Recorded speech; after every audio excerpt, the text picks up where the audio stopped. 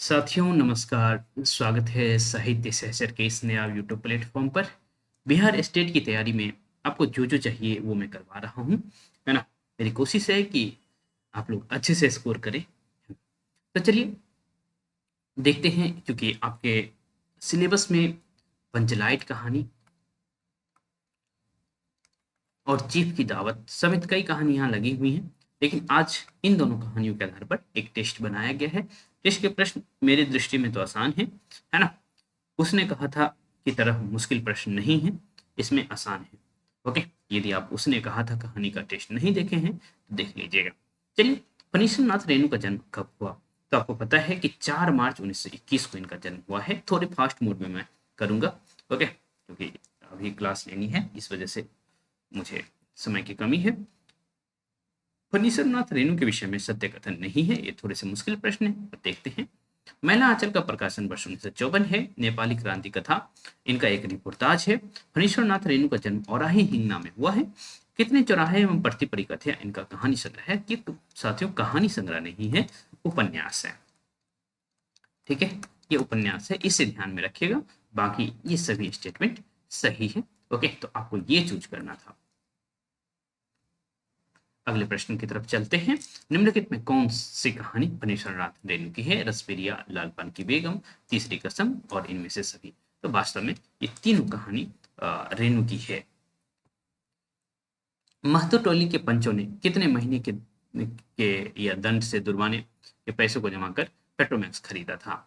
है ना? तो जब आप कहानी पढ़ेंगे तो शुरुआती ही लाइन है कि 15 महीनों से पेट्रोमैक्स के लिए पैसा जमा किया जा रहा था। तो इसे दिमाग में आप रखेंगे। पंचलाइट के पैसों से कितने रुपए बच गए जिससे पूजा की सामग्री खरीदी गई? तो 10 पैसे बच गए जिससे पूजा की सामग्री खरीदी गई। ओके, औरतों की मंडली में कौन यहाँ गीत लिखा हुआ है? गीत गुनगुनाने लगती है ना?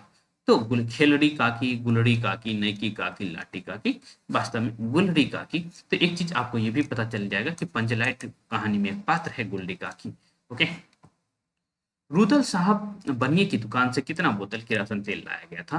तो 3 बोतल लाया गया था। ये थोड़ा सा टेक्निकल हो जा रहा है, ओके, लेकिन आप देखेंगे तो ऐसी बातें हैं कहानी के अंदर।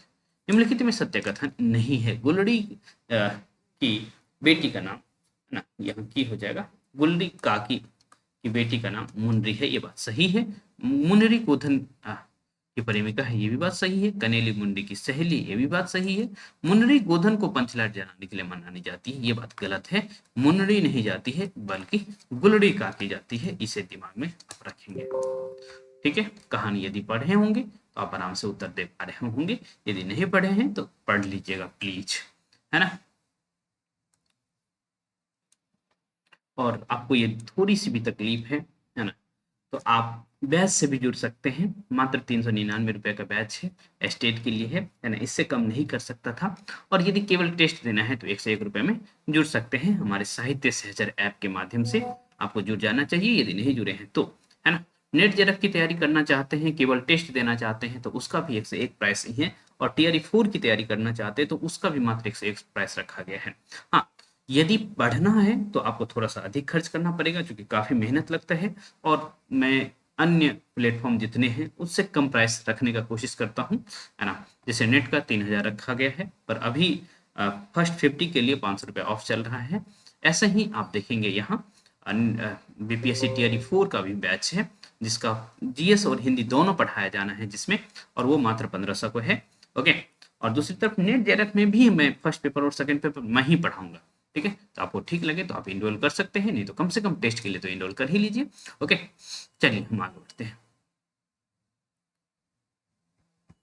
ठीक। तुमने जाति की इज्जत रखी, तुम्हारा सात खून माफ, है ना? खूब गाओ सलीमा का गाना।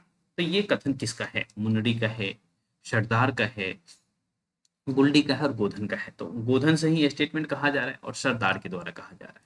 ठीक है, चलिए।